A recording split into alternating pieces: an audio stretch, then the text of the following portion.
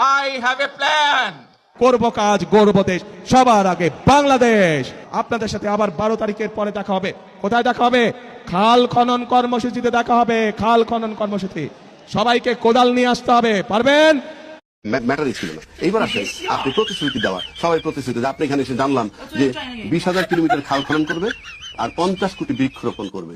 আপনি লিখে রাখেন, জাস্ট নোট ইট ডাউন। আদৌ বাস্তবসম্মত কিনা আমি ইতিমধ্যে ক্যালকুলেট করলাম। 20,000 কিলোমিটার খাল খনন মানে যদি 5 বছর মেয়াদ পায়, নাকি 5 কোটি। আপনি ভালো করে দেখেন, 50 কোটি। আপনি টিভি স্ক্রলে দেখছেন, আপনি এখানে লেখা আছে কি কয় কোটি।